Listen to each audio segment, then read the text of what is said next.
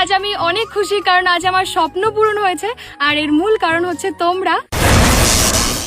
নমস্কার, আমি রচনা বিশ্বাস। হয়তো অনেকেই আমাকে চেনো, যারা চেনো না তাদের জন্য আজ আমি বলতে চলেছি কিভাবে শূন্য থেকে শুরু করে 2.5 লক্ষ মানুষের ভালোবাসা পেলাম। আমি উত্তর 24 পরগনা জেলার শ্যামনগরের এক সাধারণ মধ্যবিত্ত ঘরের সন্তান। একটা সাধারণ মধ্যবিত্ত ঘরের সন্তান হয়েও কিভাবে আমি একজন ইউটিউবার হলাম, সেটাই আজ, সেই জার্নিটাই আজ তোমাদের সাথে শেয়ার করতে চলেছি। চলো শুরু করা যাক একদম প্রথম থেকে। আমার পরিবারে মোট 4 জন সদস্য, আমি, মা, বাবা আর দাদা। আমার বলতে কোনো দ্বিধা নেই যে আমার বাবা একজন কৃষক। আগে আমাদের বাড়ি ছিল বর্ধমানের পাটুলিতে। কিছু কারণে বাবা শ্যামনগরে চলে আসে, আর তারপর থেকে আমরা ভাড়া বাড়িতে থাকতে শুরু করি। এখানে এসে বাবা দেখতাম লোকের ভিড়িতে কাজ করত। বর্ধমান থেকে বাবা যেই টাকাটা নিয়ে এখানে এসেছিল, সেই টাকা দিয়ে বাবা বাড়ির জায়গা না কিনে মাঠে একটা জায়গা কেনে এবং সেখানে 8.5 বিঘের একটা ভেড়ি বানায়। তার জন্য আমাদেরকে ভাড়া বাড়িতে থাকতে হয়। তখন আমাদের খুব কষ্টে দিন কাটতো, কারণ বাবার নতুন ব্যবসা, দাদার পড়াশোনা, আমার পড়াশোনা, ঘর ভাড়া, এই সব কিছু সামলাতে বাবা হিমশিম খেয়ে যেত। আমি খেয়াল করতাম যে বাবা একা পেরে উঠতো না, তো মা বাবাকে সবসময় খুব সাহায্য করতো। আর যেহেতু মা সেলাই মেশিনের কাজ জানতো, তো তখন মা সেলাই করতে শুরু করে, তো সেটা থেকে বাবার অনেকটাই সাহায্য হয়। তখন আমার মনে হতো যে কিছু একটা করে যদি আমি আমার পরিবারের পাশে দাঁড়াতে পারি, কিন্তু তখন যেহেতু আমি অনেকটা ছোট, সেটা সম্ভব ছিল না। তখন আমি ভেবেছিলাম যে ভবিষ্যতে আমাকে কিছু একটা করতে হবে, এমন কিছু যেটাতে আমার পরিবার খুব ভালোভাবে থাকতে পারবে, হাসি খুশি থাকতে পারবে। তখন হয়তো আমি কিছু করতে পারিনি, কিন্তু আমার মনের মধ্যে একটা জেদ ছিল যে কিছু একটা আমাকে করতেই হবে, আমার ফ্যামিলির পাশে আমাকে দাঁড়াতে হবে। এভাবেই কিছু বছর চলতে থাকে।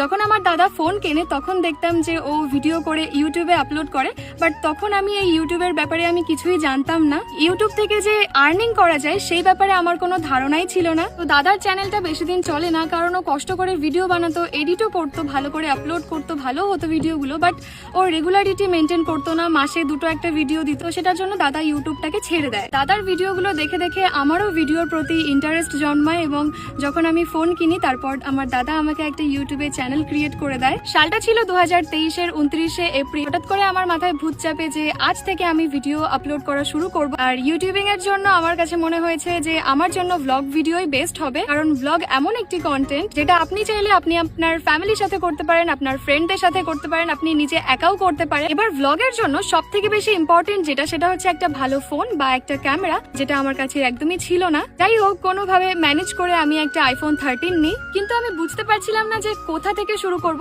যাই হোক, সাহস করে আমি আমার মায়ের সাথে একটা মিনি ব্লগ করি এবং সেটা আপলোড করি, বাট সেটাতে খুবই কম ভিউ আসে। তারপর আমি ভাবলাম যে হাল ছাড়লে হবে না, প্রতিনিয়ত আমি ভিডিও আপলোড করতে থাকি, বাট তাতেও কোনো লাভ হয় না, ভিউ একদমই কম হতে থাকে। আমি আমার ইউটিউবের লিঙ্ক সোশ্যাল মিডিয়াতে দিতেও ভয় পেতাম, কারণ ভাবতাম যে সবাই হাসাহাসি করবে, সেটার জন্য দিতাম না।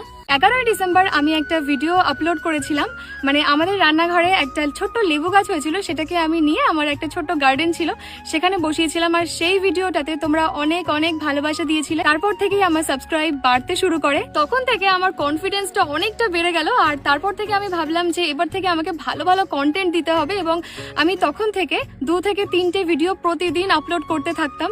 আর তারপর থেকে আমাকে আর কখনোই পেছন ফিরে তাকাতে হয়নি, তোমাদের অনেক অনেক ভালোবাসা পেয়েছি। এবার আসে চ্যানেলের রিচ। প্রত্যেকটা ইউটিউবারই জানে এই ব্যাপারটা, কখনো রিচ হাই, কখনো লো। তো যখন লো হয়ে যেত প্রচন্ড টেনশন হতো। এইভাবেই ভালো খারাপ নিয়ে এগিয়ে গেছি, কখনো হাল ছাড়িনি। এবার আসে কন্টেন্ট। প্রথমে আমি অন্য সবার মতো ডেইলি ব্লগ বানাতাম, লাইফস্টাইল শেয়ার করতাম, বাট সেটাতে কোনো রকম আমি রেসপন্স পেতাম না। তারপর আমি ভাবলাম যে অন্য ক্রিয়েটাররা যেসব করছে তার থেকে আলাদা কিছু আমাকে করতে হবে। তো তারপর থেকে আমি আমার বাবার সাথে ভেড়িতে আসতে শুরু করি, মাঠে আসতে শুরু করি, আর সেই ভিডিওগুলো তোমাদের সাথে শেয়ার করি, যেগুলো তোমাদের অনেক ভালো লাগে। এবার আসি ফ্যামিলি। তোমরা তো সবাই জানো যে আমার ফ্যামিলি আমাকে প্রচন্ড সাপোর্ট করে। তো বাবার সাথে যেহেতু আমি মাঠে আসতাম, তো বাবা নিজের কাজ ছেড়ে আমাকে বলতো যে এইটা করা যায়, ওটা করা যায়, মাছ ধরা, অনেক কিছু বাবা আমাকে প্রচন্ড সাপোর্ট করে। আর দাদা হচ্ছে বড় ভিডিওগুলো এডিটিং, থাম্বনেল এডিট, চ্যানেলের ব্যাপারে সমস্ত কিছু দেখাশোনা, তারপরে গুগল অ্যাডসেন্স, প্লে বাটন, এই সমস্ত কিছু অ্যাপ্লাই, মানে সমস্তটা ওই দেখে। আর মা সবসময় আমাদের পাশে থাকে। এভাবেই সবাই আমাকে হেল্প করতো, এভাবেই ক্রমাগত আমি ভিডিও দিতে থাকি। আমার প্রতিটা ভিডিওই তোমরা খুব পছন্দ করো, অনেক ভালোবাসা দিয়েছো।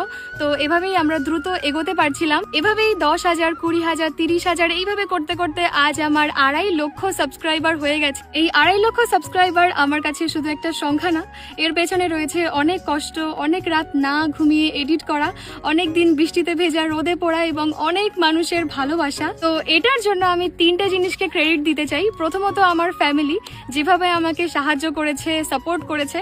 আর 2 হচ্ছে তোমরা আমাকে প্রচন্ড ভালোবেসেছো, আর আশা করি ফিউচারেও এরকম ভালোবাসবে। আর 3 হচ্ছে আমি নিজে অনেকটা মানে স্ট্রাগল করে ভিডিও করি, মাঠে আসি এই রোদ্দুরে, আর এখনো তোমাদের জন্য ভিডিও বানাচ্ছি। অলরেডি তোমাদের থেকে আমি অনেকটা ভালোবাসা পেয়েছি, আর আশা করি ভবিষ্যতে অনেক অনেক ভালোবাসা পাবো। এভাবেই আমাকে ভালোবাসতে থেকো। অনেকেরই জানার ইচ্ছে ছিল যে এই 0 থেকে 2.5 লক্ষ সাবস্ক্রাইবার আমি কিভাবে গেইন করলাম।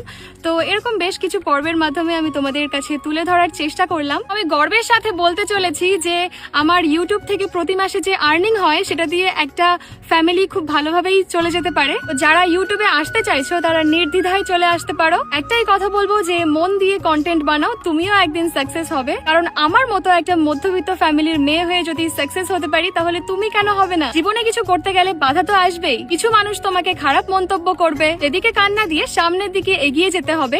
এখানেই শেষ করছি। আর পর্বগুলো তোমাদের কেমন লাগলো কমেন্টে জানিও। আজ আমি অনেক খুশি, কারণ আজ আমার স্বপ্ন পূরণ হয়েছে, আর এর মূল কারণ হচ্ছে তোমরা।